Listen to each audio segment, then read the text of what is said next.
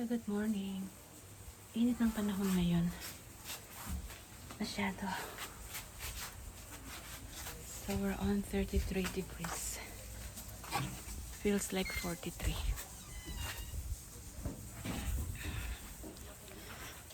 Ayan. We're okay for booking. Patuloy lang po kayo mag-book.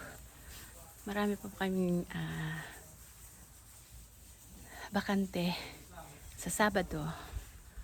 So Friday, almost fully booked na kami. So Sabado, may mga available pa. I still have available. Pang 20 at saka pang 10 bucks.